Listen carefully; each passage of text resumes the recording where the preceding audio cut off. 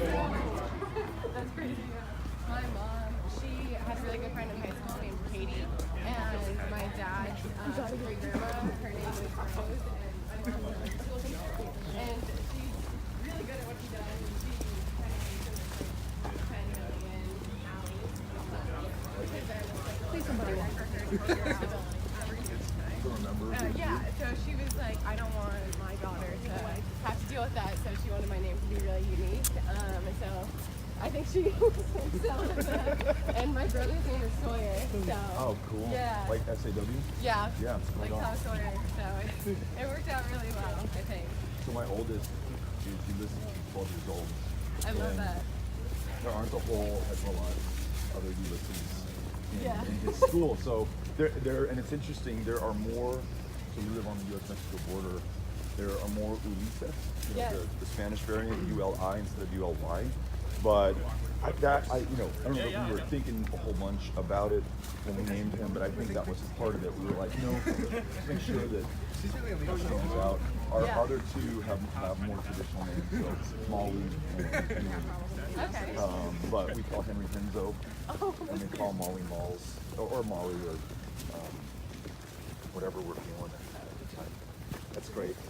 Yeah, so the Mini Vine Shrine that we're coming up on, it's been here forever, and it's like where graduation pictures, and they get accepted, they take pictures there, all the families take pictures here on football weekends, it's like the spot to be. Right on. Great. And it's a beautiful day that you live, right? Yeah, the snow has finally melted, and we're very excited about that because it's March. Oh yeah, that's We drove in at night so we couldn't see any of this, and got in last night at midnight maybe, but woke up and it was just glorious this morning. You can't help but see it like with this my arm. So when you said this shrine's been here forever, from when? So the school was created in 1855, and it was originally Pennsylvania Farmers High School. Oh wow! And yeah, so it's really an actual school, and it's just become Penn State over time. And there's like a little factoid thing right over there if you want to read more. Well, no, I trust you. Okay, you'll be my guide on this. Yeah. Can we approach them? Yeah, if you want to go ahead. Yeah, let's go up. And if we can just have press wait down here, I'll escort you to get the shot. Hey, so this doesn't take that. You'll actually see on the ear.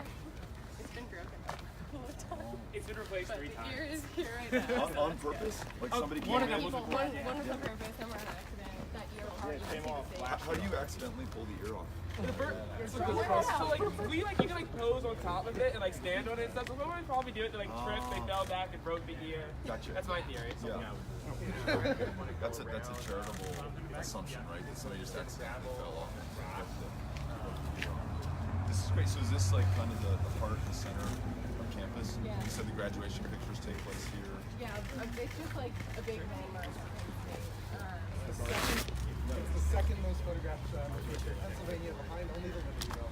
Right on. Ms. Cano, is this the second most photographed location in the state of Pennsylvania after the Liberty Bell? Can we take a picture? Absolutely. Would you all take a picture with us? Yeah. All right. Maybe we'll just leave this. Yes. Let's make sure that we leave All right. the lion's maw. Get on top of the line. Yeah, oh yeah, see what's that. We'll allow you all to do that. Absolutely. Yes. What do we have here? So weird. Right, but who is this? All right. I can't see some of you guys on this side, so maybe some of you can come over. There's lots of room over here. You can touch the face if you want. So you two, can you come to this side? There we go. Yeah. There we go. All right, everybody. You know what? We're gonna have you come right over. Hello, how are you? You can tell Cynthia's in charge. Over here, guys. Everybody on the count of 3. We're gonna say Penn State. 1, 2, 3. Penn State! That's a great picture. All right. Right on. Yo, you want them to do the James Franklin? Since that's the Penn State thing. Give it to Just me. number 1. This is what I was Count going of 3. Ready? 1, 2, 3. to. Okay, hold on real quick. There we Right go. on. Here. 1, 2, 3. Love it. Thank you guys. Right on. Thank you. Okay. We are. Penn State. We are. Penn State! We are. Penn State! Thank you. You're welcome! Yeah. That is so good. I feel good. Yeah. Like, you can scream Yeah, it. you gotta gut in it. You Right gotta on. be like, we are! Okay. Yeah. Right on. If Yeah. for some I'm reason, saving that for yeah. if for some reason when somebody walks by while we're walking and they shout "We are" to you, then you say Penn State. Penn State. Oh, and then wow. you're good to go. That's cool. Yeah. And they teach you that first day?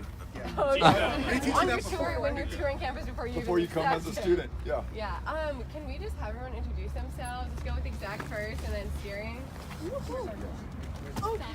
Hi, I'm Kelsey. I'm the secretary of Kelsey? College Town Press. Yes. Nice to meet you. It's me, and I'm from Pittsburgh, so I'm a Pennsylvania my whole life. Yeah. Wonderful. I've been to Pittsburgh once. Really? When I was in my early 20s, City of Bridges, right? Yeah, we have a lot of bridges. And we were in a bar. That's all I remember. and helping. I was helping a friend move back home from New York, so we were bringing all her stuff back to Pittsburgh. So That's we want to great. come We should back at come some back, point. I do. yeah. I will. Absolutely. Awesome. Others? Who else? My name's Tom. I'm also from Pittsburgh. Right on. Yeah. Yeah. There's a trend. Yeah. Yeah. Pittsburgh natives. Nice to meet you. Yeah. Thanks for welcoming us. What you guys are doing here? I'm Jacob. I'm not from Pittsburgh. I'm from New York, Stony Brook, New York. It's like an hour outside the city. Right on. But I'm voting here, so. Thanks for wearing the Beto shirt. Thank you. I Yeah. love that. Yeah. Thank you for sending it to me. I bought it and it got here in like a week. I was like, that's pretty good. Yeah. Absolutely. Yeah. Thank you. I'm O'Neill. Nice to meet you. I'm from O'Neill? the Philadelphia. Yep. Nice to meet you. Yeah. thank you. Right on. I'm Kirsten. I'm from Altoona, Pennsylvania. Okay. It's like 40 minutes from here. It's like southwest. Okay. Just Sophia. Nice to meet you. Hi, I'm Rachel. I'm from New York.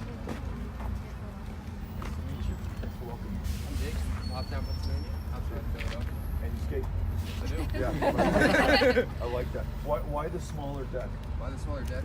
Just easier to get around campus, to be honest. Yeah.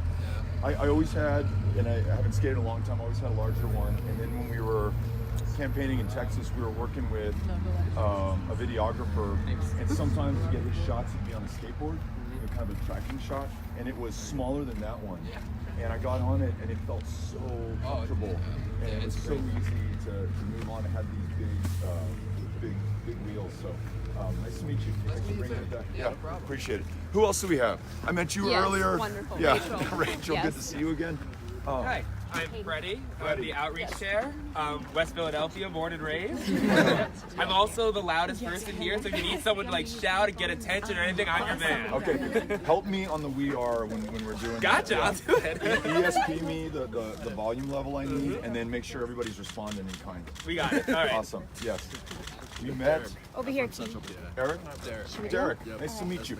So not too far from here. Sealands Grove, Pennsylvania, if you've ever heard of it. No, but how long is the drive? It's like an hour, 15 minutes. Okay. Yep. Did you always know you would be coming to Penn State? Yeah, my dad went here, so. And I'm assuming that almost everyone I've met, with the exception of 2 so far, are from Pennsylvania. Is there an in-state tuition advantage? Yeah. There could be more of them. So according to Wikipedia, my source on this, after financial aid kicks in, the average tuition is $29,000. Does that sound right? Yeah. Okay. If you're out of state, it's 46,000. And if you're in state, it's 16,000 Per semester. per semester. Per semester. Yeah. So it comes out to around 30 a year. Okay. It's So one of that's the why you say highest- it could be better. Yes. Yeah. One of Absolutely. the highest in-state tuitions across the country. But that's a Pennsylvania specific issue, but it's also national. You know that. How many students here? 52,000 counting grad students. Yeah. 52? Yeah. And that's just at this campus. There's multiple Commonwealth campuses across the state, so. That's amazing. Yeah. Had no idea. We're maybe half of that at my hometown university, UTEP, University of Texas at El Paso. Yeah. So we're gonna do individual pictures. Josh. Nice to meet you. Nice to meet you as well. Thanks for welcoming us. Matt. Matt, nice to meet you. Yeah. Danny, I gotta ask, since we talked about tuition, where are you on free tuition for public universities? I think the best place to start is debt-free for education, to make sure that we're not just talking about four-year universities, community colleges, but also trade schools and apprenticeships. We were in Michigan yesterday, 3 states ago, and we were meeting with carpenters. They've got a 4-year program, the graduates of which will not take on a dime of debt, and will be making $30 an hour at the end of that. So I want to make sure that opportunity is spread across everyone. Those who want to attend a great 4-year university like this one, but also those who want to move on to a career at age 18 or 19 years old. I also, as you probably know, want to address the $1.5 trillion in outstanding student loan debt that we have right now. So can we refinance more of that? Can we forgive some of it if you're willing to come back to your hometown, work in an in-demand profession that's underserved, that benefits your community?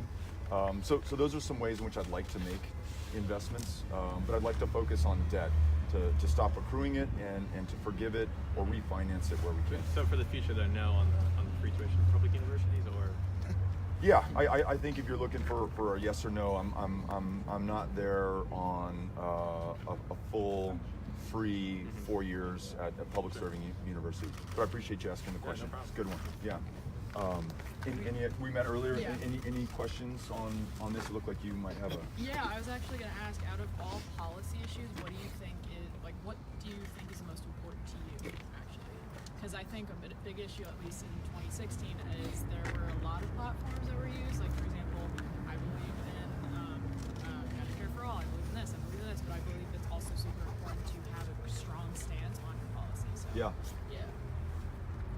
You know, it's a fair question, but the reason it is so difficult to answer is everything is interconnected. You cannot talk about healthcare without talking about the economy. You cannot talk about climate without talking about the populations that have borne the brunt of climate change that has already taken place. And you can't get any of this done unless you have a democracy that really works. Right now, we suppress so many people from participating, from voting, from speaking up, that we're not getting the true genius and benefit of everyone who can work on climate change, who can work on universal health care, who can work on a more inclusive economy, who can work on affordability of higher education. So I guess my answer to your question would be democracy, the single greatest mechanism humankind's ever invented to address these issues. We've got to fix our democracy if we're going to have any hope of addressing anything else that we're all concerned about. And we'll talk about it a little bit more at the Student Union, but part of the way we're running this campaign is a preview of the way in which I want to serve. We want to bring everybody in. Nobody gets written off. No one is dismissed. No one is the enemy. It's all of us, because it's the only way we're going to do this. Climate change, which you know, I think about my kids especially, but I don't want to lose sight of people who are suffering from it right now. We've got 12 years in which to act, and if you cannot harness, you know, the genius and potential of this entire country to then lead the entire world, we're screwed. Is the scientific term. So you know, it all comes back to democracy for me. But all those issues are important. So we have to head out, but we're going to grab individual pictures really quick. Absolutely. Is there anyone that I did not have a chance to meet or say hello to? Okay. All right, let's do the pictures. While you do the photos, can I ask you a question? I'm going to take this photo and then. I'll just Why yell don't you it. guys stand Okay. back a little bit? Here we go. Ready? 1, 2, 3. All right, next. Come So on you up. did Wisconsin, Michigan, Ohio, Pennsylvania. Obviously, those. So you can still pose. Okay. Well, it's going to be hard to listen to you and Okay, answer go your ahead, question please. and be respectful Yeah. to the person taking the picture. Ready? 1, 2, 3. All right, next. Come on up. But I want. Can we make sure that Yeah. I got a chance I'll to run answer it your up for question? you. Don't worry. Hey, All right, ready? 1, 2, 3. We got it. Next. Thank you. right on. Thank you. All right, jump in Would you there. also Jump mind in signing there. a copy of your book? No way. I mean, yes, I want to, but it's amazing that you have the book. Ready? 1, 2, 3. All right, we got it. You bought one of the 15 copies that were printed. Remind me of your first name. Jacob. Thank you very much. I really appreciate this.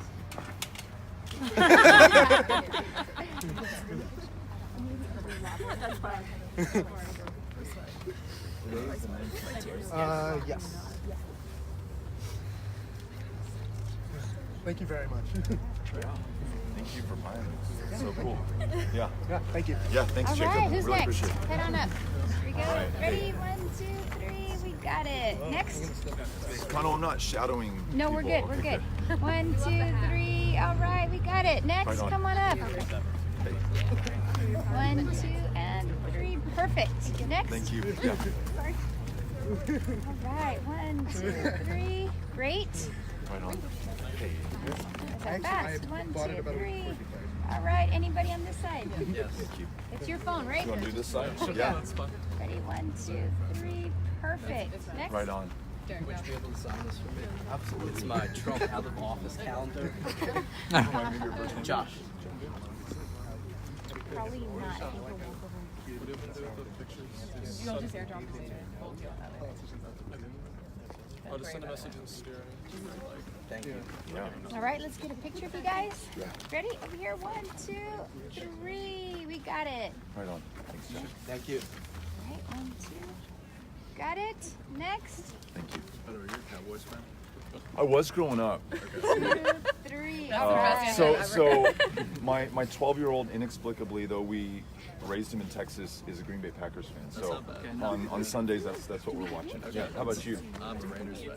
Okay. Right on. Go Packers. Yeah. Katie Rose. Katie Rose. There we go. Did we get everybody?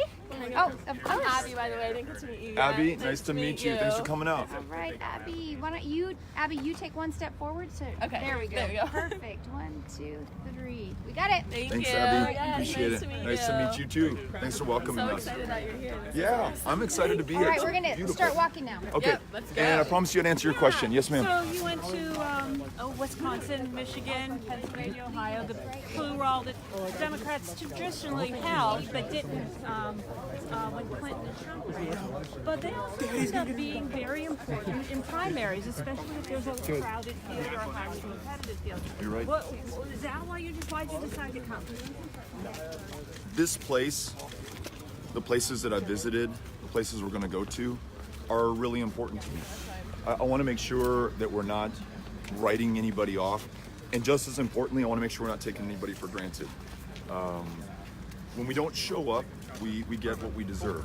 When we don't show up, we fail to learn from those for whose votes we're campaigning, and we also fail to learn from those whom we wish to serve. And so, if we have any hope of winning, and if we have any prospect of delivering, we need to first show up with the humility of acknowledging that I don't know what's important to the Happy Valley, to the students at Penn State, until I show up and listen to them first. And so that's what's brought us here. As you mentioned, Wisconsin, Michigan. So absolutely. You talked to my friend Dave Green yesterday. Oh, I love Dave Green. Isn't he the best? Yes. And So what was that conversation like? so he, to me, is one of the best examples I've met of leadership. Lit up by the President of the United States on Twitter, and perhaps by many of the President's followers. He chose not to respond in kind, kept the conversation about his members at UAW, and also folks who aren't members of UAW but who live in Lordstown, who depend on those GM jobs, and who are so frustrated that after everything that the state of Ohio and the federal government has invested in GM, including this $2 trillion tax cut that went to, among others, the GM Corporation. We're gonna head this way. GM used those resources to buy back stock from shareholders instead of paying their workers more, or investing in the Lordstown plant, which is all, is effectively and functionally at this point shut down.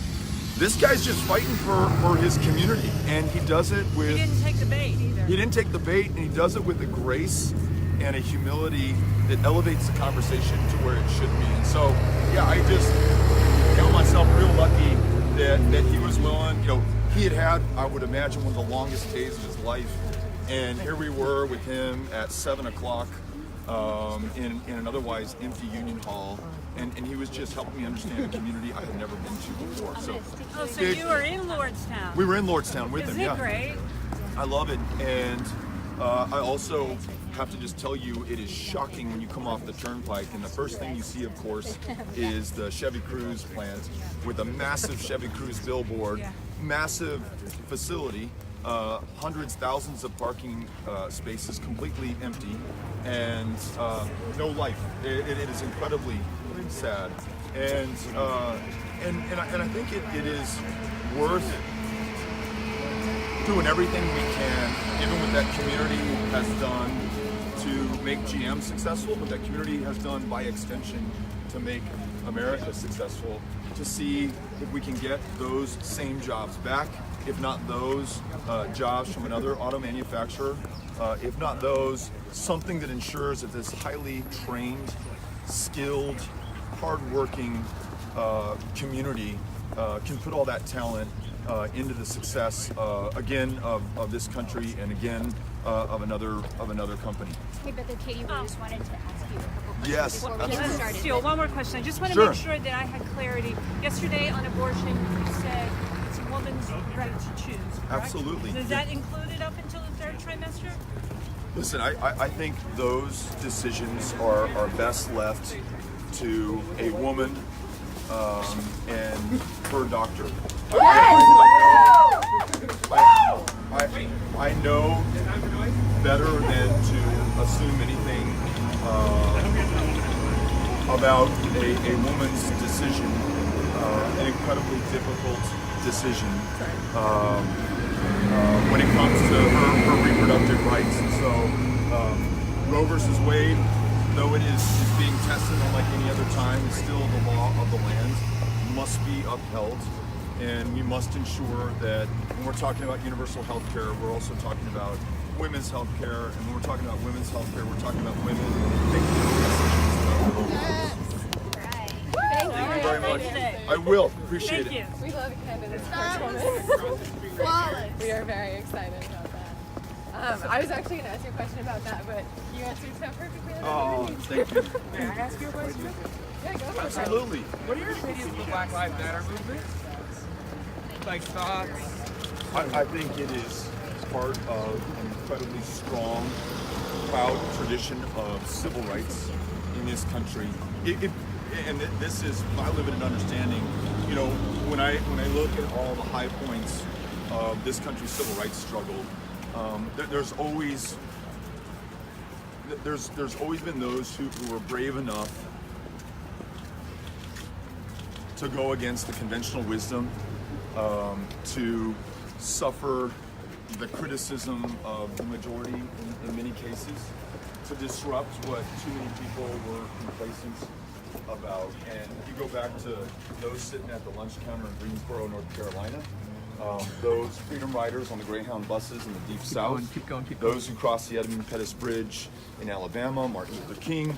I see Black Lives Matter in that same tradition, calling attention to violence that is perpetrated disproportionately against black men, many of them unarmed, too many of them unarmed, without sufficient accountability, transparency, and improvements to our system of law enforcement and our larger system of criminal justice. And so the gains that we've seen in this country at every turn of the civil rights struggle have been purchased not by politicians like me, frankly, not by people already in positions of power, but by those who forced the conversation and really galvanized the conscience of the country. And I see Black Lives Matter in that same tradition. I am grateful for what they are doing, what members of the organization are doing. Can I ask something? Yes. Hi. Yes. I have a lot of questions for you. Hit Can we me. ask one? Yeah. So you're entering into a really diverse pool of candidates. Right. Probably like one of the most ever. So my question for you is, when you announced, you said that you were born first. Why do you think that? Yeah, so a couple things. I'm glad you asked because it gives me a chance to clarify. That was the quote on the cover of the magazine. It was about public service. I don't feel like I was born to be President of the United States. I hope no one feels that way. There's no entitlement to that highest office and position of public trust. What I do feel I'm born for is this. I love being with people, working with people, learning from people, and serving people, and doing it collaboratively and together. You know, all those challenges that we talked about, to the very good question posed to me earlier about, you know, what are our priorities? There's no person, no matter how strong, how smart, how experienced, who's going to be able to tackle all of that on their own. Even as President of the United States, it's really going to take a country. It's going to take all of us. And I keep coming back to democracy. It's the single greatest way to call forth the power necessary to meet these challenges and to turn them into our opportunities. So, no, I wasn't born to be president for sure, but I do feel like I have found my purpose and function in being with people, working with people, working for people, in whatever form that takes. And one of the things that I want to constantly remind myself, our team, our supporters, and everyone that we meet is come summer 2020. after the Democratic convention is held in Milwaukee, all of us are going to be on the same team. We'll all be behind the same nominee, whoever she or he is, and we're going to do everything in our power to make them successful, not just in the November election, but in the next 8 years that follow, because they're going to have their work cut out for them, right? It's to all of our benefit if the nominee and the next president has the country behind them. So I'm going to campaign in that way, not bring anybody down, not put myself above, but seek to bring out the best from all of us, and that's why I'm here. Yeah, Right. And we're gonna get started. So we're gonna head in, and then we're gonna do more press afterwards. Okay, let's Yep. ask you a question. We'll walk a little bit faster. Let's keep. right on. The issue that's been most relevant to me is paid leave, and I'm not just talking paid leave for pregnant mothers. I'm talking about like a single dad who has to take time off to take care of a sick child or an elderly parent. Do you have any plans to encourage paid leave programs? Absolutely. So I think we may be among the only modern democracy and developed economy not to have paid leave. And the reason that so many other countries have found wisdom in this policy is not for, a sense of altruism, and it may not be even, the moral question underlying it, which is compelling enough for me. It is in their own self-interest. So you're going to get the most out of people if they're well enough, including well enough with their families, including well enough to take care of themselves when they're ill, well enough to care for an ailing parent, or to raise their child. And I would think, especially for, you mentioned, and I love the way you asked the question, not just about women, it's not women and men, but I would think especially for women who still have not achieved parity in pay, in recognition, and in the ability to hold positions of power, and who disproportionately bear the burden of raising children in this country. Though hopefully we're getting better as a country, that is still the case. This can go a long way towards making things better, and can be part of many other policies that ultimately make things right.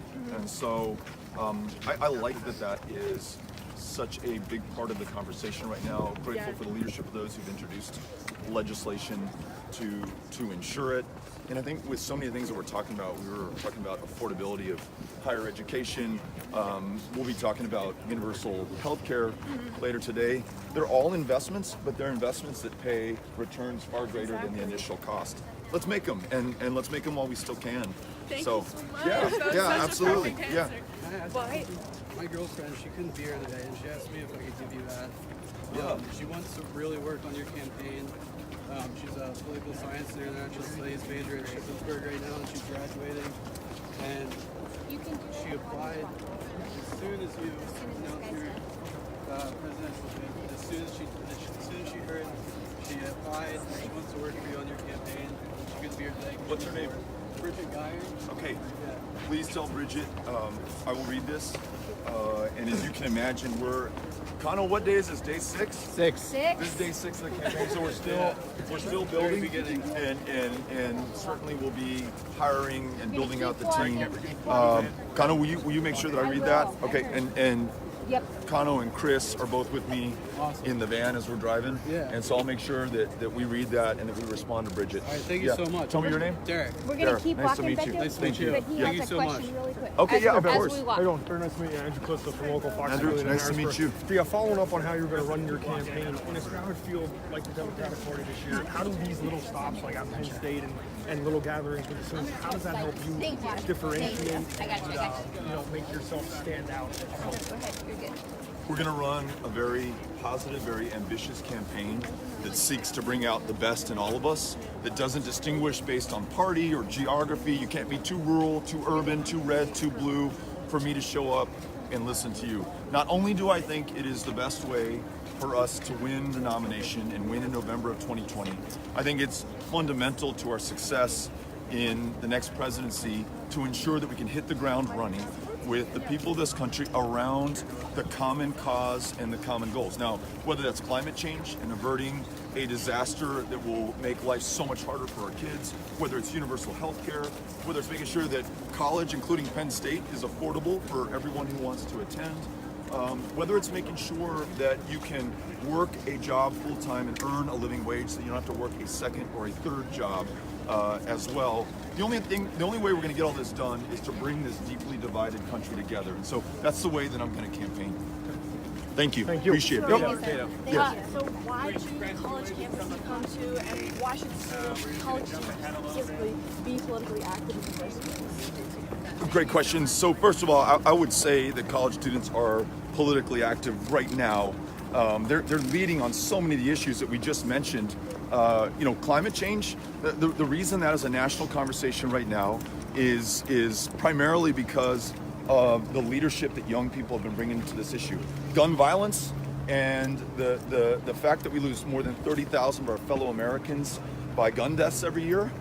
It's very often the very youngest at a meeting that I will have anywhere in this country who raises that question and whose urgency has produced the legislation that recently passed the House of Representatives that would mandate universal background checks. So I'm actually going to where the leadership is, connecting with the energy where it's at, and trying to learn something from it. So I come out of profound respect, hoping to get the best ideas, find out what's most exciting, and what gives folks the greatest cause for concern.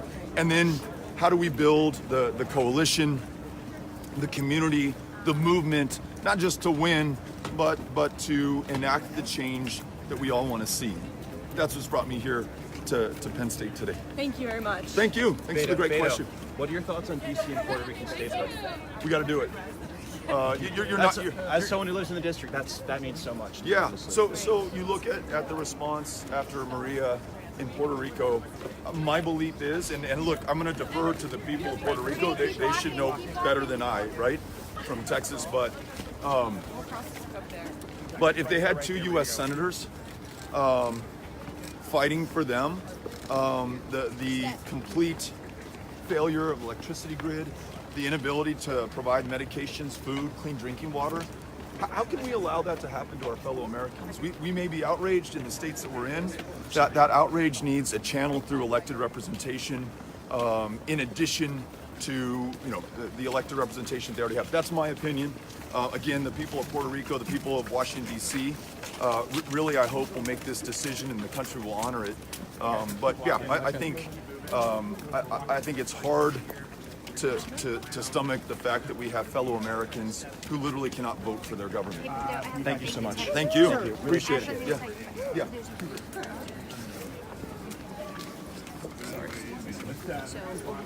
Okay. Great. Crass, if you want to follow me, we're going to go inside. So follow me.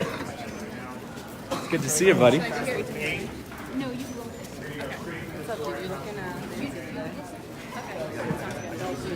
Good morning. I'm running for local office as a student. What are you running for? For council. Right on. Yeah. In what community? In State College, actually. Okay, yeah. right on.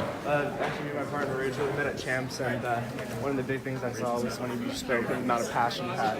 Yeah. I saw like a young candidate. Right on. Really like pushed for that. So I'll tell you, every race I've run, especially those I've won, have been premised on door-to-door, block walking, meeting people at their front doors, very often being invited into the living room. Absolutely.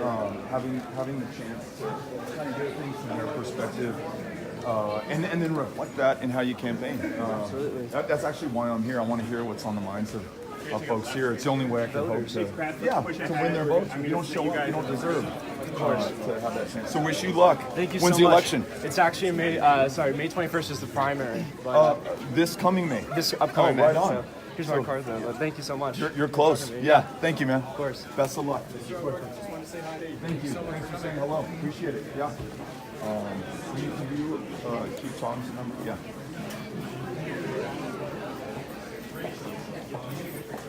Okay, all right. Katie Rose. Katie Rose, that's the girl. Katie Rose. You ready for this? Yeah. Great. Hey. Cheers, everybody. Welcome to Penn State, man. Thank you. Thanks for having us out. Thank you very much. We are! Oh my God. Is this overflowing here? Okay. We're gonna go through this. Okay. We'll be right there. We'll be right there. thinking of this crowd? This is great. How does it And feel? the directors will say hi. Oh, hey. I'm Mary. Thank you for welcoming Oh, me. you're welcome. Yeah, Thank you appreciate for it. being here. Hi. How are you? Good, how are you? Doing well. How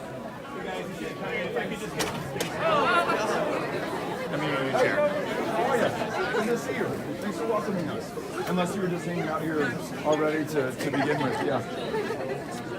We are Penn State! We are Penn State! We are Penn State! Thank you. You're welcome. How's everybody feeling?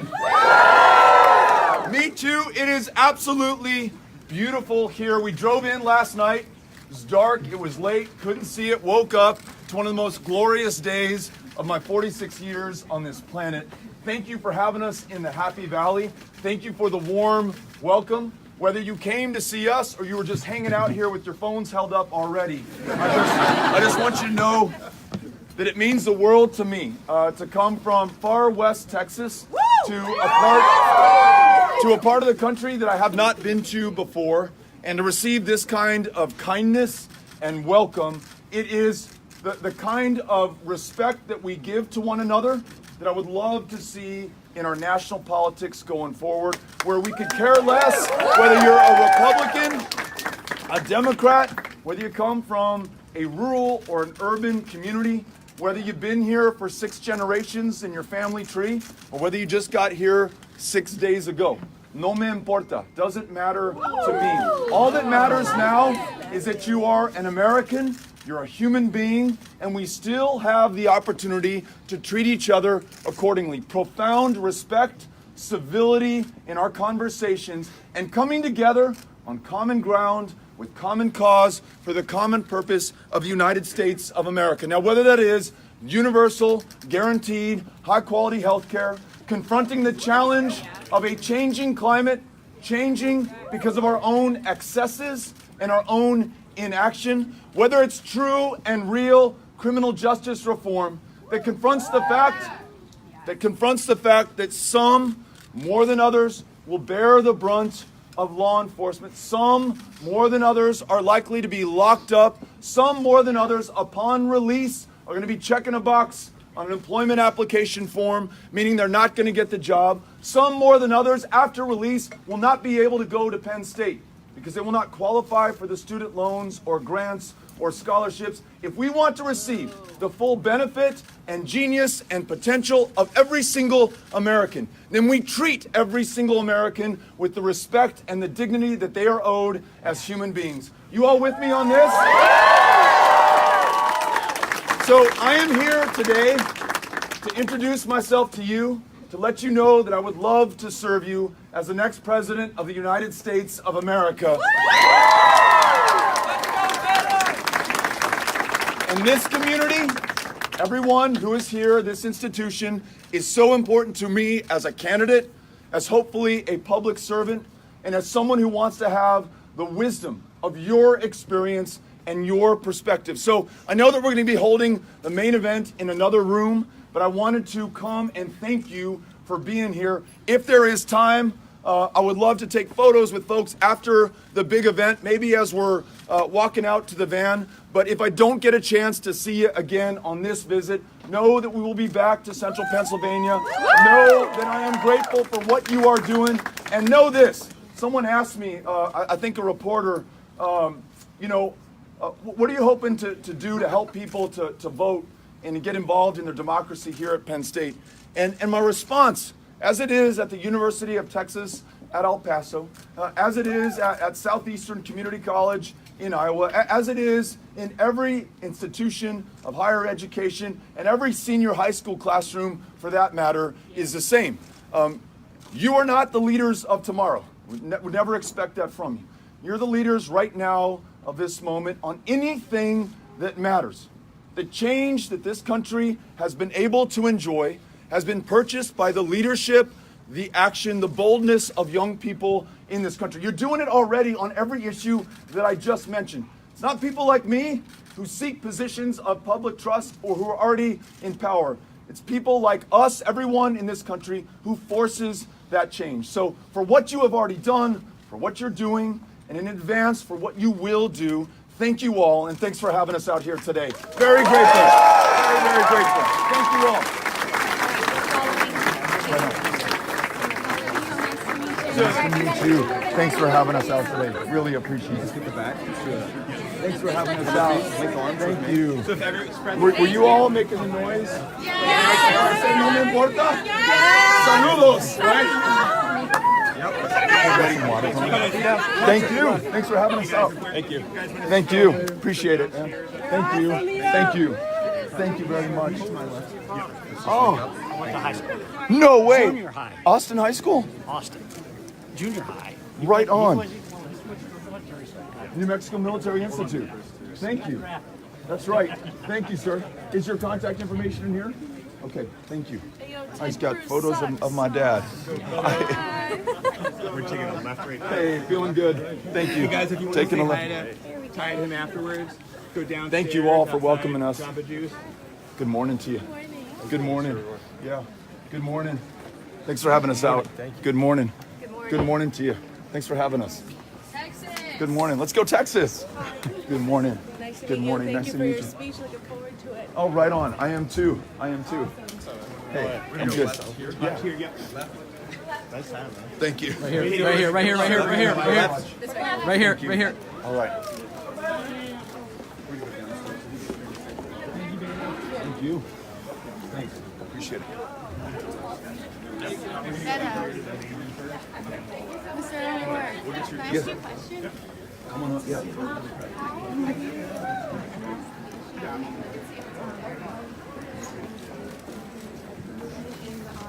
World and especially in our country, and the violence and especially with the shootings and stuff like Right. that. I think you call it out for what it is.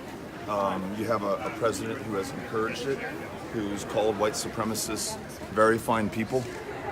You have Watch your step. a rise in hate crimes in this country. Every single one of the last 3 years.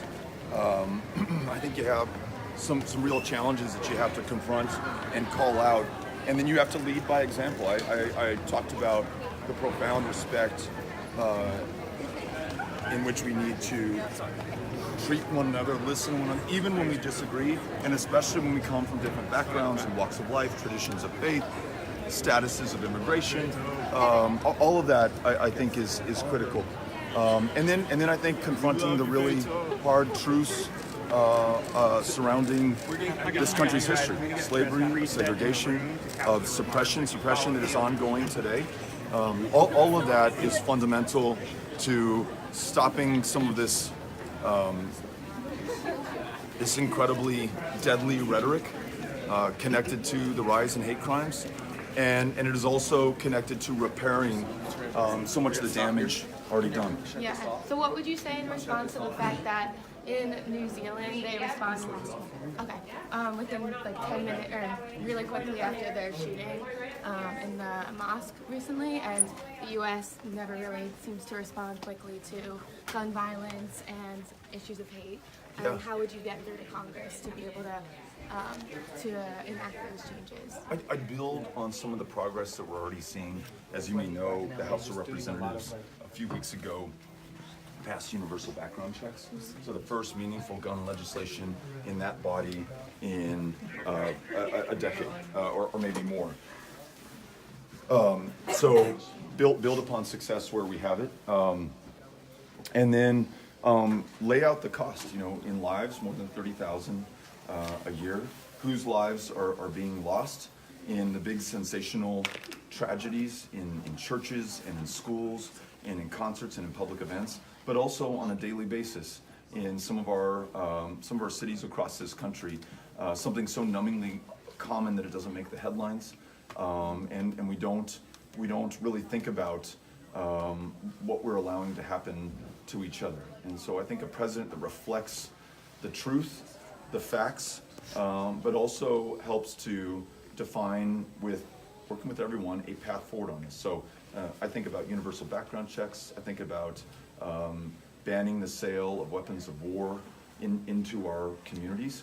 I think about following the lead of local law enforcement, those sheriff's deputies and police officers who are sworn to protect and to serve and understand this on a day-to-day basis. I think all of those are part of getting to something far better for this country. Okay. Yeah, thank you. So Thanks for your much. questions. Thank you. Very It's really thoughtful. nice meeting you. Likewise, yeah. Ms. Connell, can I grab that one? Okay. Yes. You wanted to introduce him, welcome him? Hi. Sean Miller, I'm from County Public. Thanks so much Oh, for coming. thank you, really Sean. Appreciate it. Likewise. We're Yeah. big fans of you here. Not one to have it. Right? Yeah. Oh, Yeah. see, there are already people. Yeah. No, thank you. I'm grateful to be here and really pleasantly surprised by the response and just the warmth of the welcome. It's been great, starting with Katie Rose. She's awesome. Yeah, We're right. gonna get started, Yeah. because I know we're a little bit running behind, so we'll follow you. Okay. Is there a microphone? Yeah, it's near wireless. Alrighty. Start behind the stage so I have a flashlight. Thank you.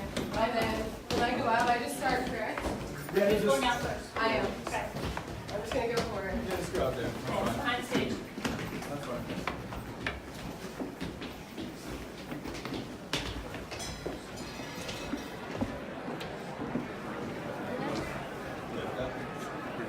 Double hat.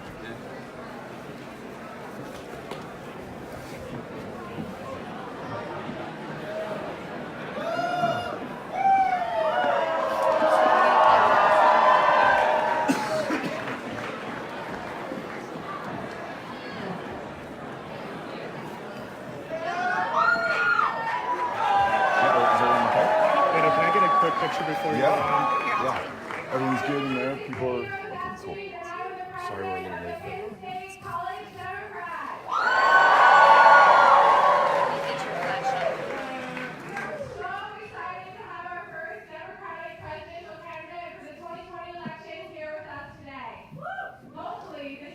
Thank you, Beto. Right on. Thank you. It is beyond inspiring that the student voice is already being recognized in this historic primary. The Democratic Party genuinely values young people's opinions like you. Beto is a former U.S. Congressman in El Paso, Texas, and represents a new, young generation of leaders who are working to tackle big issues head on. Please join me in welcoming presidential candidate Beto O'Rourke.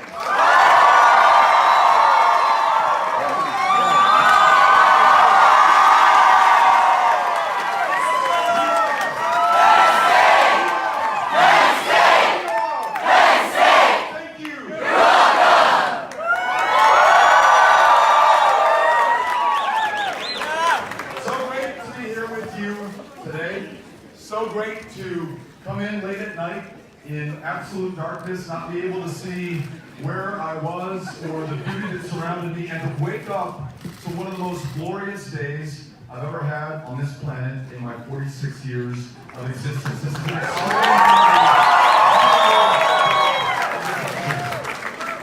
I bring you greetings, saludos from El Paso, Texas, my hometown, especially to the three people who speak Spanish in the back. Gracias. I live in, Amy and I are raising our kids in one half of the largest binational community in the Western Hemisphere. 3 million speaking 2 languages from 2 countries, 2 cultures, 2 histories, joined to form one people, not divided by, not separated by the Rio Grande River, but brought together in the Chihuahuan Desert at the foot of the Rocky Mountains, this beautiful community in its own right. Now, we're in the desert, so we're unfamiliar with all this green stuff that you all call trees and grass, but just an amazing, captivating place. And El Paso, Texas, our hometown, where we're raising Ulysses, who's 12, Molly, who's 10, Henry, who's 8 years old, happens to be one of the safest cities in the United States of America. For the last 20 years, it's been either the second safest, the third safest, one of the safest cities in the United States. Pre-wall and post-wall. And our safety is there not in spite of the fact that we are a city of immigrants, where more than a quarter of those with whom we live were born in another country. If you think about it, they chose us. They left their comfort, their language, their home, their family, everything they knew to become strangers in a strange land, to be here to get ahead of the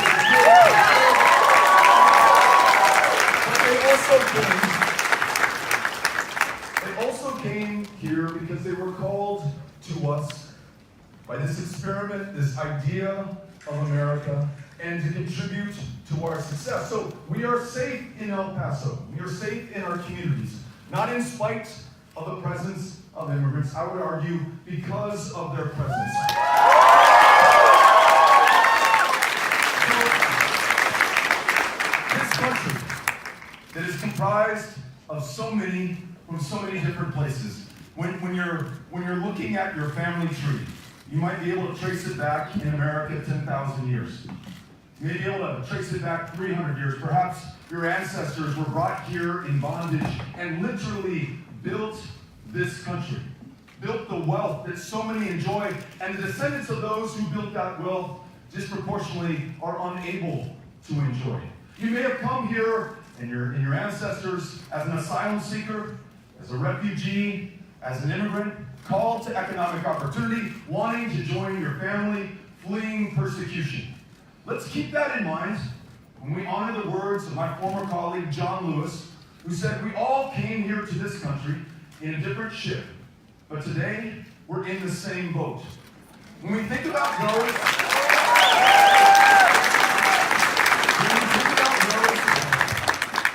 who are fleeing some of the deadliest places on the planet, in Guatemala and Honduras and El Salvador, countries that can no longer guarantee their protection or the lives of their kids, you begin to understand what would compel you to scoop up your baby and walk 2,000 miles, maybe hop aboard on top of the roof of a train known as the Beast or La Bestia, to show up here penniless, without a friend, no idea what is next.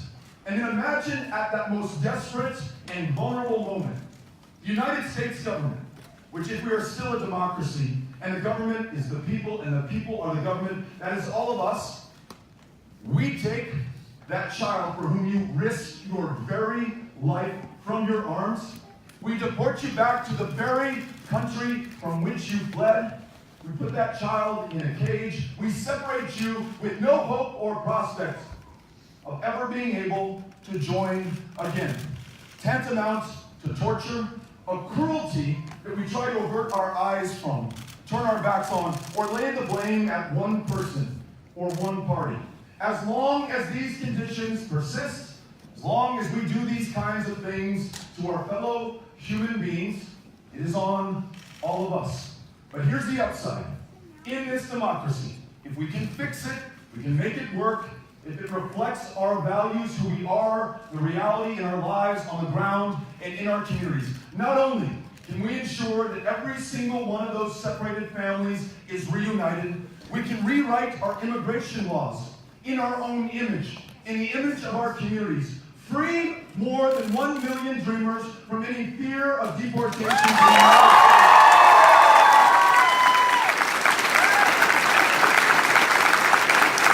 Allow people to come out of the shadows, get right with the law, and contribute to their maximum potential, not just to the betterment of their lives and the lives of their families, but to the betterment of this country. If the challenge is immigration, if the challenge is an economy that works too well for too few and not well enough for too many, I think of school teachers and educators who are working 2 and 3 jobs just to make ends meet.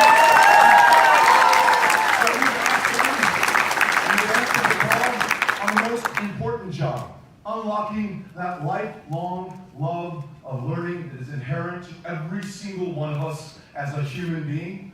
We need to make sure that they and everyone who works in this country is able to earn and expect a living wage. Again, not just good for those families, good for us, and good for our economy.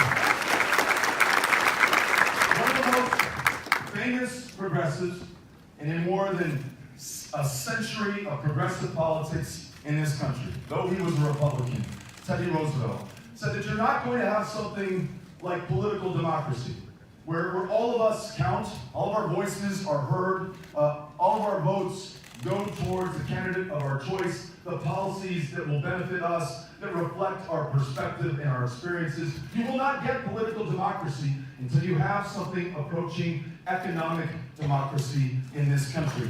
Right now, not too unlike TR's time, you have an extraordinary concentration of wealth and power and privilege. One of the most recent and damning expressions of this is that we have fellow Americans who have an extra $3 or $4 million, which they can use to game the college admissions process, to ask kids to take tests for their kids, to bribe coaches to falsify their athletic performance. And there are families of kids who can't put together $300 or $400 to be able to go to this university as a down payment on the tuition, which I understand annually, after financial aid has kicked in, is around $29,000 per student. When we do not allow access to opportunity, again, not only is that bad for the families who do not avail themselves of these opportunities, it's a drag on our entire economy. It's not allowing America to realize its full potential. When you have millions of Americans who cannot see a doctor, cannot afford their prescriptions, even when they have insurance and the copay has kicked in, who cannot take their child to a therapist so that she's well enough to learn that next day of first grade. Not only have we failed one another, not only is that unconscionable, it's the most expensive way that we have devised to fail one another, to fail to recognize the potential of all of us. When that young man that I met in Laredo, Texas, he said, Beto, when you're talking about guaranteed, high quality, universal health care, it resonates with me because I've seen a doctor once in my life. And that doctor told me, not only do I have diabetes, not only do I have glaucoma, neither of which I can afford to treat, by the way, but if this current trajectory persists, I will be dead before I'm the age of 40. Now just think about that. In the year 2019, in the wealthiest, the most powerful, the most medically and technologically advanced country that humankind has ever known, we're going to allow this guy to die of diabetes. We're going to allow our fellow Americans to die of the flu. They're going to die of curable cancers. And not only will that weigh on our conscience, but it's going to be extraordinarily expensive. As that young man gets closer to year 40, to his death, he will be going to the emergency room. He will be asking for our help. The cost to care for him will be astronomical, and he will be in no way prepared to bear that cost. But you will, through your premiums that will continue to climb, you will, through the taxes that you pay, and we all will, in the lost productivity, those things that he will not be alive to do, that job that he works, the taxes that he pays, that poem that he writes, that punk rock band that he starts and tours the country in. Economically, artistically, aesthetically, or in the family that he might be able to raise if he was just alive in order to do it. We all lose out when we fail to make these investments. And when I think about the most existential challenge of them all, the fact that the conclusion is clear, there's no longer the shadow of a doubt that this climate is warming, that it is produced by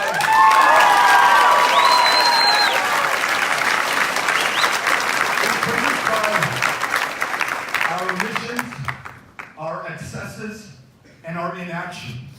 Warmed 1 degree Celsius just since 1980 over pre-industrial revolution levels, and if it warms another degree Celsius going forward, we are screwed.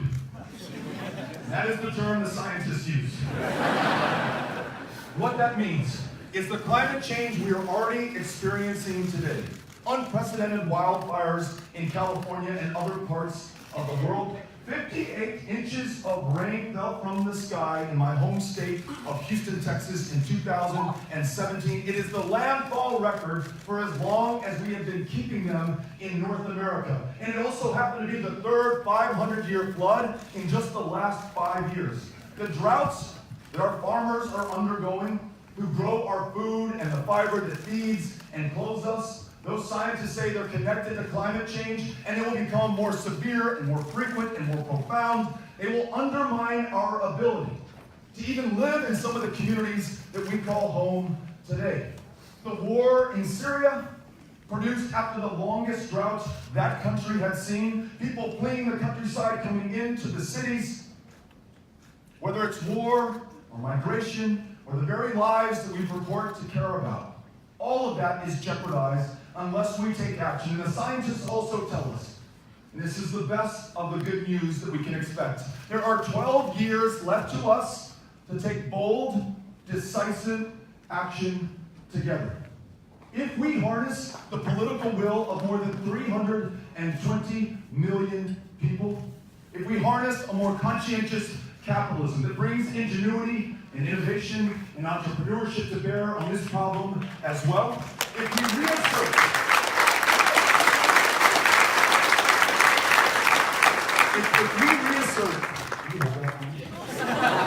if we reassert our global leadership, and think about this, think about all the men who stormed those beaches in Normandy on D-Day, all those women and men who are serving overseas right now, their lives literally on the line in wars that we've been fighting for nearing 19 years in Afghanistan, nearing 28 years in Iraq. Think of the freedoms that we have purchased. Our position on the world stage that has come at the sacrifice of so many hundreds of thousands of American lives. The fact that we used to be known as the indispensable nation. And right now, we are the only country that has absolved itself of its responsibility to work with the rest of the world in the Paris Climate Accords.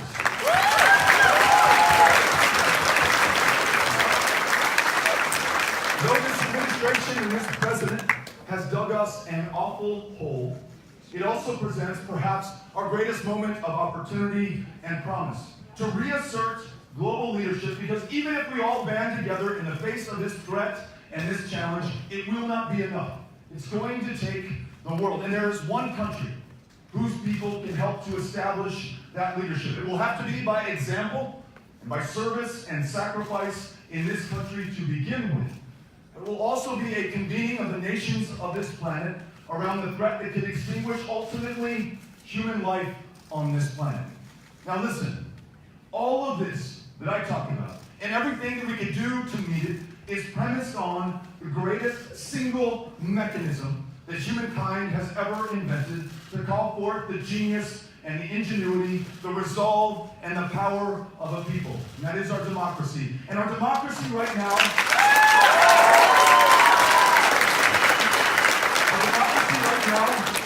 is as broken as it has been in our lifetimes. It is captured, it is corrupted, it is being attacked from without, it is being attacked from within.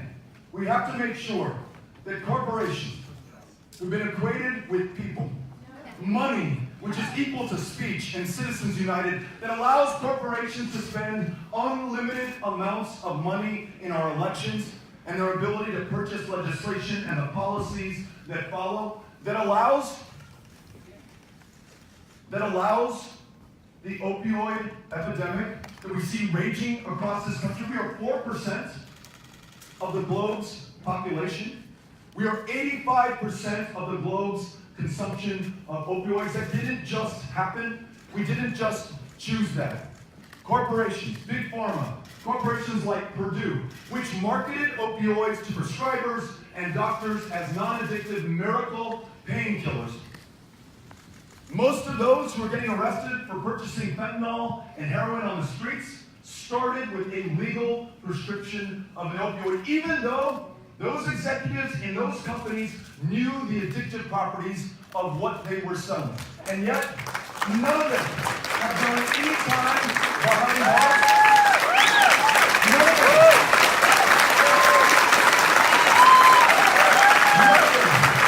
have truly accounted for the veteran that I met at a town hall meeting like this in El Paso, who stood up and said that when he came back from war with PTSD, perhaps with traumatic brain injury, and was prescribed legally an opioid by his doctor in the VA, And when that prescription was cut off, and he had no alternative therapy, and he was hooked, he was now buying heroin on the street, and he admitted it in front of every single one in that room, his fellow citizens. He was desperate, and he needed help. He is not a criminal.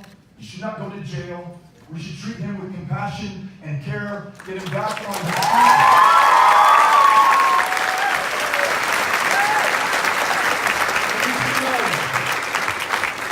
The gross injustice in our criminal justice system, while those pharmaceutical executives get off scot-free, we are arresting people in this country for possession of marijuana, a substance that is legal in more than half the states in the union.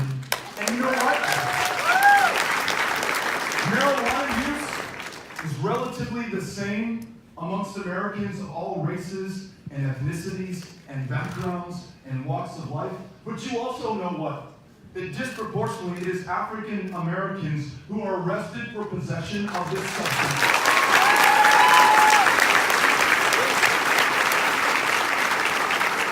Who will do time behind bars, who upon release will be forced to check a box on any employment application form that says that they have a conviction, making it less likely that they get the job, who will be unable to attend Penn State because by law they no longer qualify for federally backed student loans or scholarships or grants. Narrowed opportunity, constrained choices and options, that is our criminal justice system today. If we hope to overcome any of these challenges that I just described, and those that you will raise when you raise your hand, then we've got to get our democracy working. That is why in this campaign, we do not accept a single dime of political action to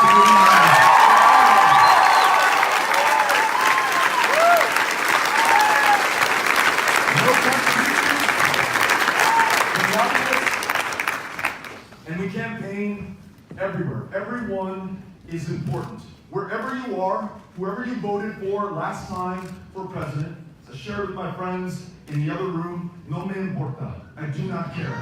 All that matters now is that we are Americans, we are human beings, and we have the opportunity to meet the greatest challenge of this country's history. That's why I'm running to represent you, to serve you, to work with you as the next president of the United States.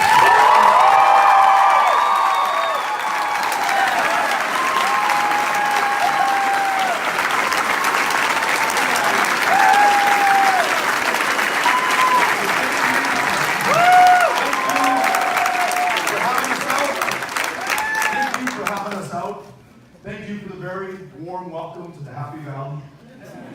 Thank you especially to Katie Rose, who was the first person to welcome us, to describe the rich heritage and history, to make sure that I took a picture next to the lion before and a big thanks to whoever's holding the El Paso flag.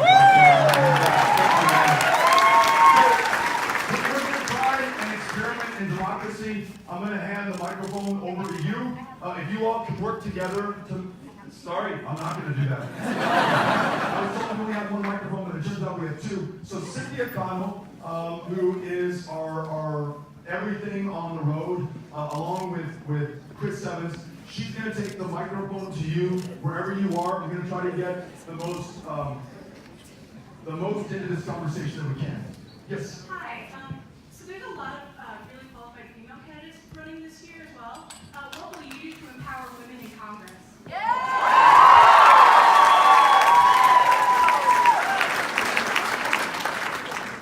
100% agreed. Count myself lucky to be in this field. Remind myself constantly that come summer of 2020, we're all going to be on the same team behind the same nominee. And whoever she or he happens to be, we want them to be successful in November election against Donald Trump. And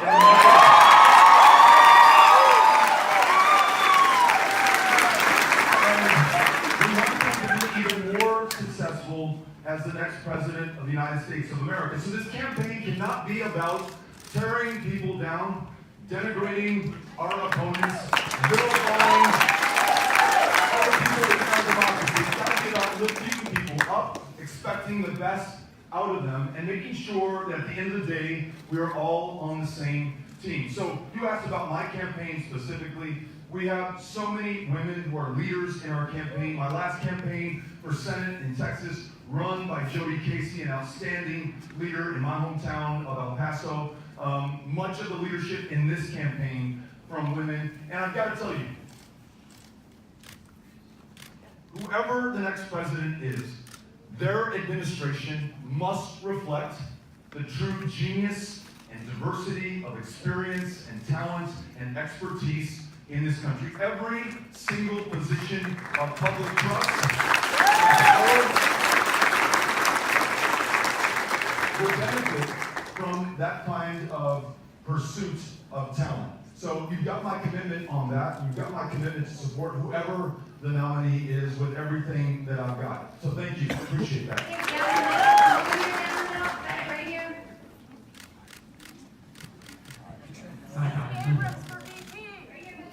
I'm a big supporter of your Senate campaign, and I think the success of it was really based on the ground game, knocking on doors and everything. So I'm just wondering how you're planning on translating that energy across the entire country, not just Texas. Thank you. And I would assume by the Beto for Senate shirt that you were a supporter of ours. So thank you. Send that support to Texas from Pennsylvania. Served 6 years in the House. Every single day of it in the minority.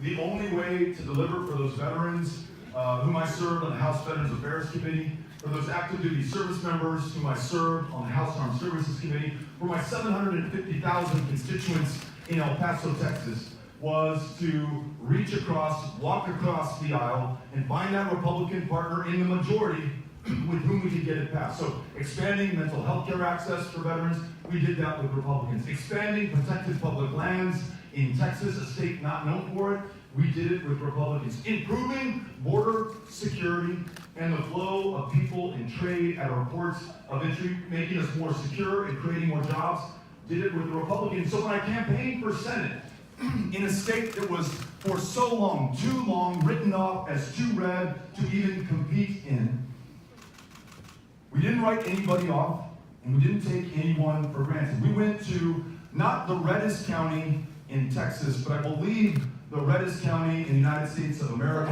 King County, voted for Donald Trump 96% in the 2016 election. But you would agree with me that regardless of who they voted for, and regardless of who they were going to vote for in the race in which we were running, they were deserving of our respect, of being heard, of being represented, of being talked to. So we showed up. 254 counties of the 254 counties in Texas. And I'll tell you what, not only did it get us closer than any Democrat has come in decades, 2.6% if you're counting, but it also allowed us to transcend some obstacles and barriers that have been put in our place, in our state. We ranked 50th in voter turnout before 2018. We don't love our democracy any less than you do in Pennsylvania, but we were drawn that way. Some people, by the very fact of their race or their country of national origin, were drawn out of congressional districts. They call it packing and cracking. Therefore, drawn out of a reason to vote because some people's votes really did, in Texas, count for more than others.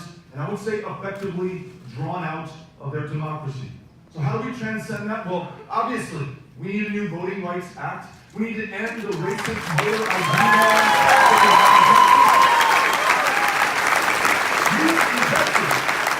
You in Texas can use your permit to carry a firearm to prove who you are at the ballot box. You in Texas cannot use your student ID at Texas Southern University to prove who you are at the ballot box. Who do you think Texas wants to vote in these elections? I want everyone to vote, whoever you are and for whomever you vote for. So though we lost, we saw voter turnout in Texas at levels that I have not seen in my lifetime, approaching presidential turnout levels. Young voter turnout up 500%.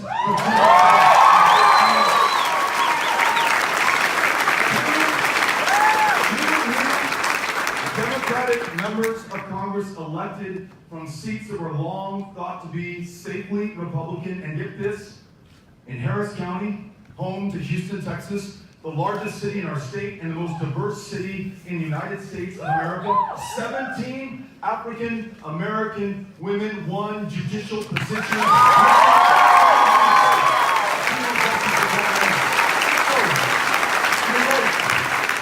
It's showing up everywhere, showing up for everyone, demonstrating a profound respect for those whose votes we are campaigning for and for whom we want to serve going forward. You, if you so choose, can be part of the largest grassroots effort this country has ever seen. We will put you to work. If you want that responsibility and the accountability that comes with it, if you want to meet your fellow Americans and bring them into this conversation and this election, then please sign up. You can go to BetoO'Rourke.com. We'd love to have you on the team. Thank you for the question.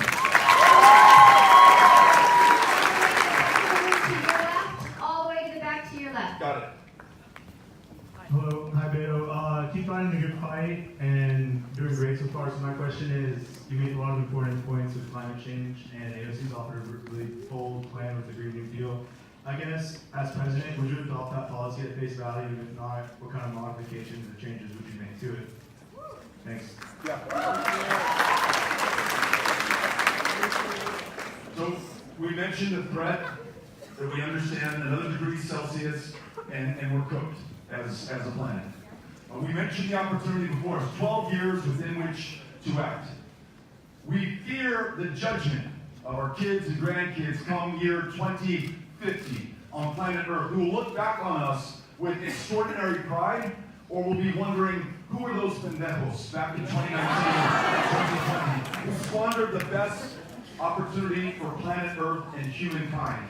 The only way to match that threat and that opportunity is with bold action. And I think AOC, the Sunrise Movement, young people, old people alike, who've come together and said that this country must act. And we must act in the boldest way possible. It must be government action, so making sure that we make the investments in renewable energy, we make the tough political choices to transition from greenhouse gas emitting energy sources and transfer to renewable energy.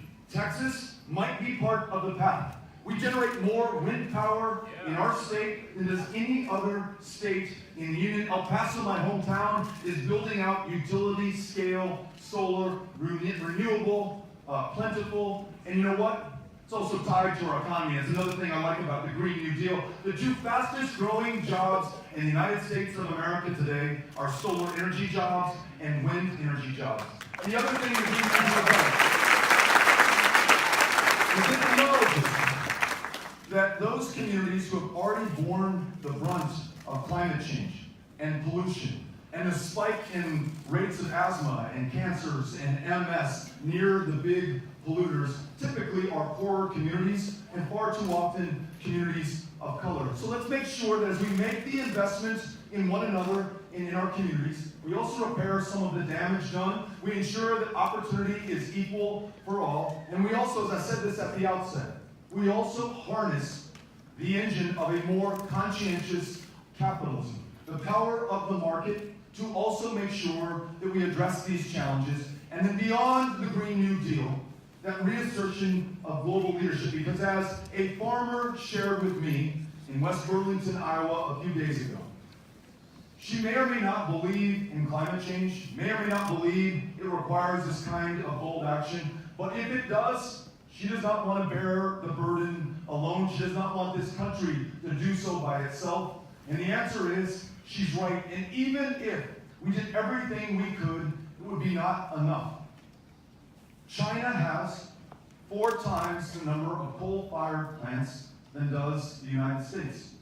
As more people in the country of India are coming online to the electricity grid, as their rates of consumption get closer to ours, we have real demands on our environment, on our ecosystems, and our ability to meet these projections. Last thing that I'll tell you, for those who have fear about going forward with proposals like this one, we have been able to demonstrate a decoupling in our economy between growth and job creation and reliance on fossil fuels. The two used to be parallel lines growing together.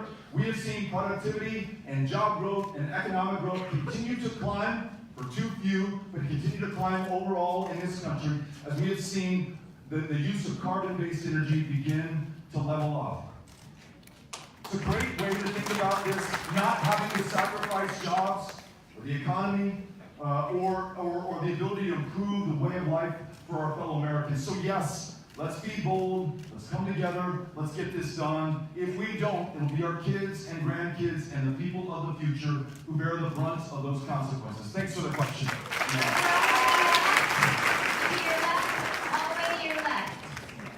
That left. In the wake of the media frenzy after Khashoggi's death and the lack of morals involved in the Saudi involvement in the Yemen civil war, causing arguably the greatest humanitarian crisis of our time, what is your plan for relations with the Saudis moving forward?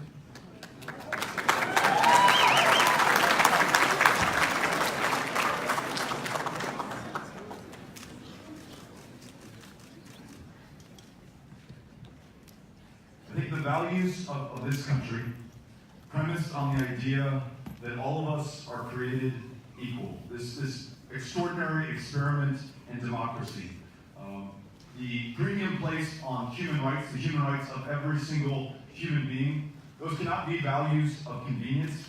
Those must be absolute values for us. And so when, out of political or foreign policy or military convenience, we turn a blind eye to the murder of journalists, to a country that will not allow full civil and human rights for the women in that country, to a country that has produced so much fundamentalist terror that has found a home here in the United States. You can go back to the 9/11 attacks, that is expressed throughout the Middle East and much of the rest of the world. A country, as you point out, that is responsible for the bombing of their neighbors in Yemen, indiscriminately, hospitals and school children, millions of our fellow human beings on the brink of starvation in one of the most water-scarce countries on the planet. And to the spirit of your question, we are in part culpable. We are co-combatants at some level in that war. The military aid that we provide to Saudi Arabia, the weapon systems that we sell that may benefit our defense contractors but do not benefit the lives that are taken in Yemen.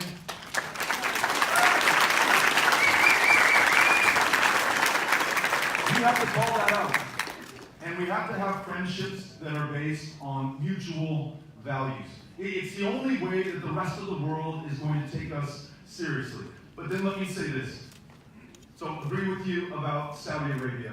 But also, if we begin to talk about other countries in other parts of the world, and we don't acknowledge what we are doing here in the United States, a prison system that is the largest on the planet, disproportionately comprised of people of color, if we don't face the truth of slavery and segregation and suppression of our fellow Americans, if we don't acknowledge that there is 10 times the wealth in white America than there is in black America today, or if you are a 5-year-old student in a kindergarten classroom and you happen to be a student of color, you are 4 to 5 times more likely to be suspended and expelled. If we have a schoolhouse to jailhouse pipeline that begins not in high school, but begins in kindergarten in this country, we will not have the moral authority to talk to Saudi Arabia or anyone else until we get things right in our own house.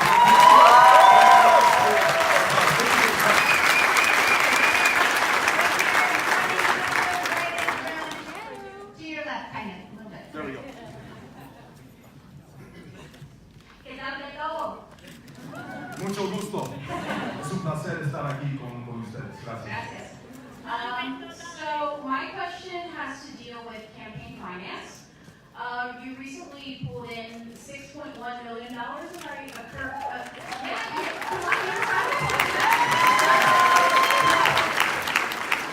You broke all records, which I guess is pretty good. But my concern is how much of that is coming from a process which is called bundling. For those of you who don't know, bundling is a process in which political activists and people in the private sector and lobbyists go to wealthy multimillionaires and billionaires and basically tell them to give the maximum, which is normally anywhere from $2,700 to $5,600, and basically use it to sort of overinflate a campaigner's, their first day totals. For example, just 1,000 people giving the maximum $5,600, that's $5.6 million right off the bat.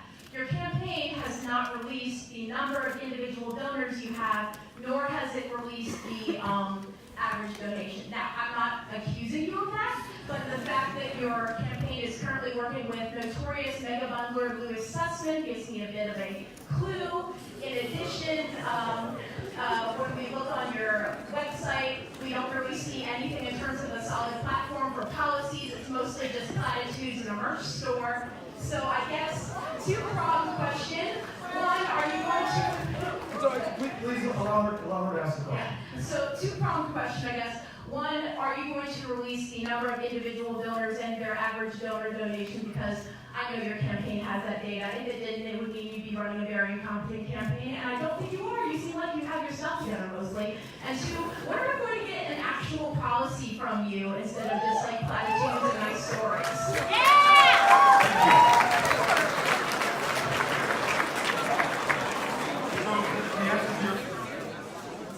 Thanks, everybody.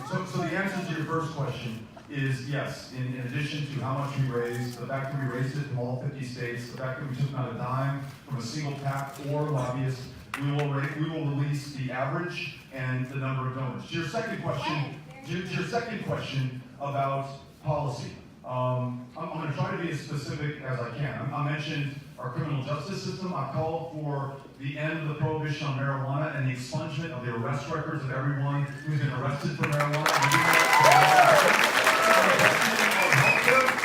You talked about universal guaranteed high-quality health care. You asked the path to get there. Two extraordinary women with whom I served in Congress, Jan Schakowsky of Illinois, Rosa DeLauro of Connecticut, have introduced a proposal called Medicare for America that ensures that if you have employer-based insurance and you like it, you keep it. Your doctors, your network, what works for you right now. If you don't have insurance or you don't like the insurance you already have, you enroll in Medicare. It costs a lot of money. It will be measured in the trillions of dollars. It is not inexpensive. As I made the point, and I hope the case earlier, it's a lot less expensive than taking care of people at the end of life who've never been treated in the first place. When it comes to public school education, paying teachers a living wage and starting public education not in kindergarten at 5 years old, but in pre-K at 4 years old, university for every single child in the country.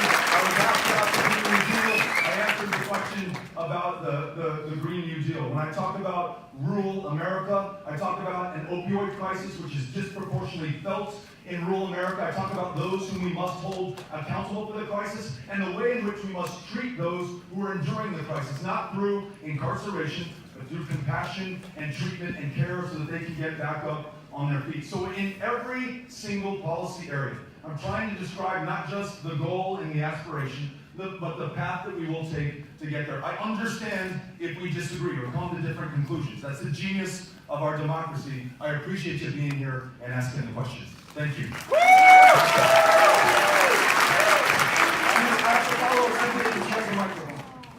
Hi. I'm curious, what can you do for the LGBTQ community and why should we vote for you?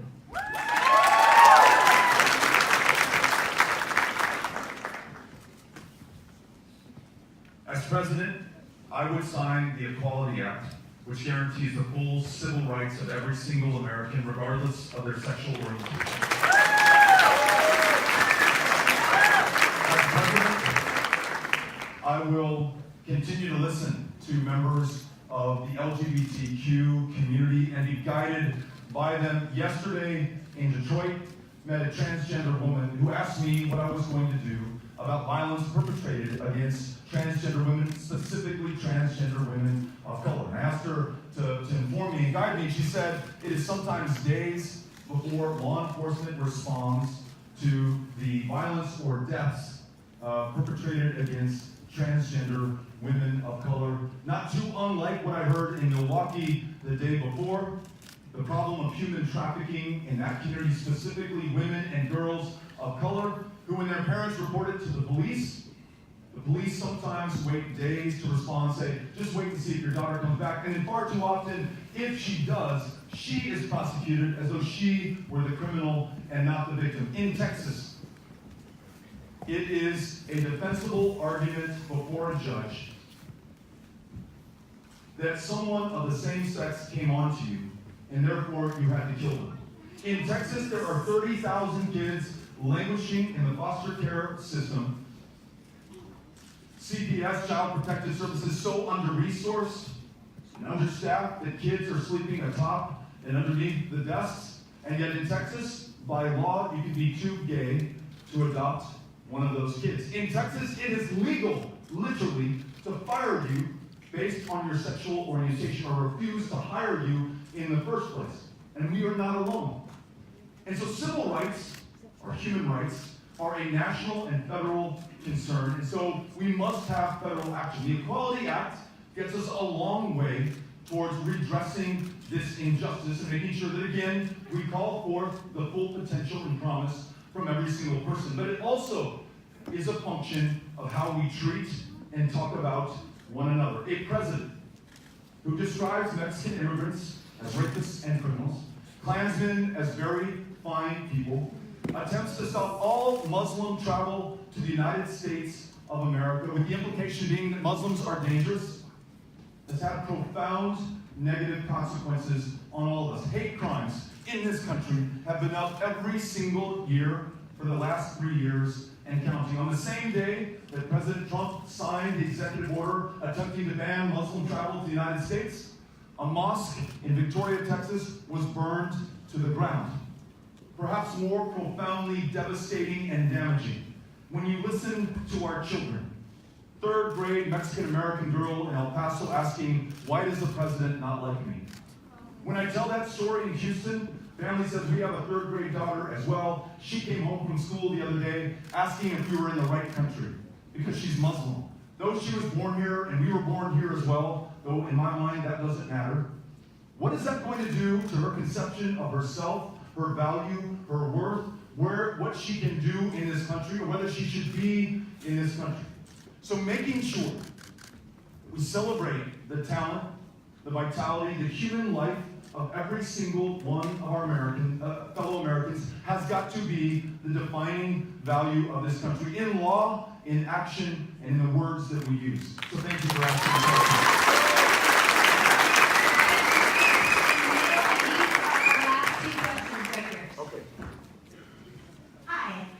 You had some really big ideas today, and really great ideas. However, your voting record doesn't quite reflect them.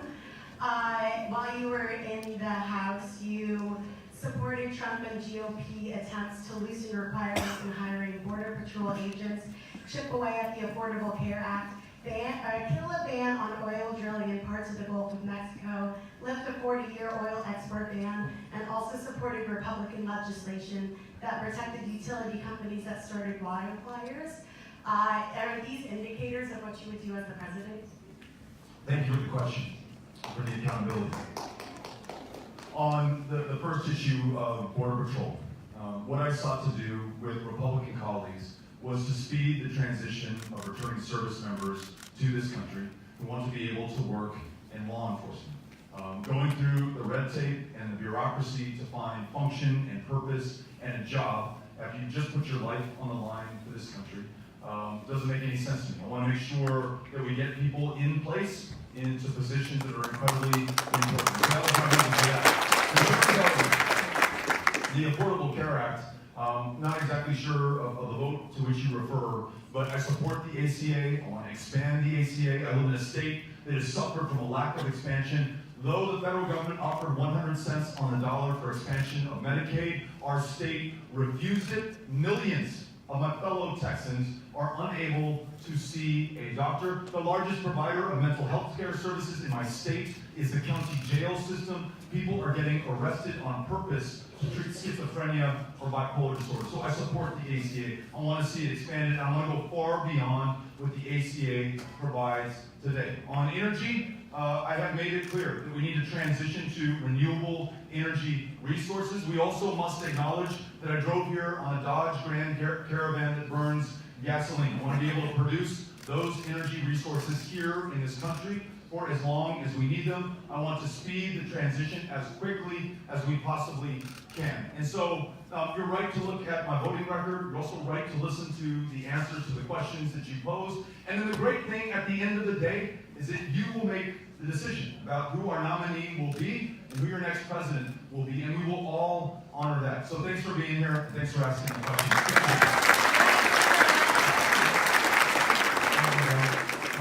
7 days into his presidency, Donald Trump signed an executive order banning travelers from 7 countries come to the country. So I know your stance on the travel ban, you're opposed to it.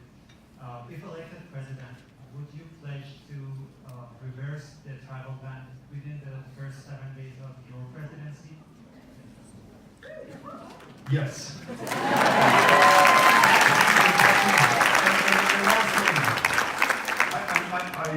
I'm trying to draw the connection between the words that our president has used and the actions that some people feel free to take. I mentioned the mosque being burned to the ground, the rise in hate crimes all over this country and really over much of the Western world.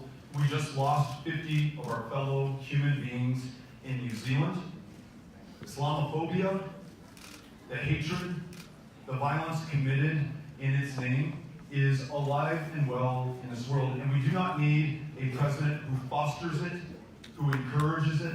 We need somebody who understands that this country's genius is founded on the fact that we are people from all over the world, from every tradition of faith, from every race, who you love, who you pray to, how many generations you've been here. None of that matters as much as the fact that you're an American. And I really want to make sure that we campaign in that way, that we serve in that way, and we treat one another in that way. Let's be good to each other. Thank you all for having me.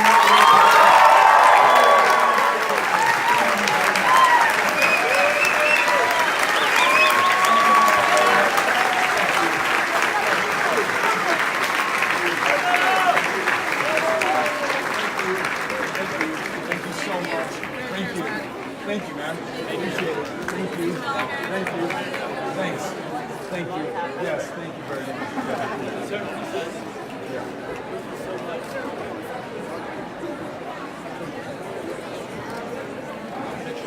Yeah, absolutely.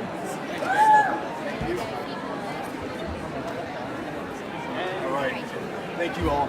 Thank you so much. Thank you. Thanks for having us. Thank you. Thanks a lot. Thank you. Thank you all. Thank you. Thanks. Thank you. Thanks a lot. Thank you. Thanks a lot. Gracias. That's right. We've all got to do it, right? We all do. All right, last one, and then we're heading back. Thank you. This is kind of ridiculous, isn't it? All right. Thank you. Tell me your name. Killian. Beto. Very nice to meet you. Thank Happy you so much belated for St. running. Patrick's Day. Of course. Yeah. Come on back this way. Thank you all.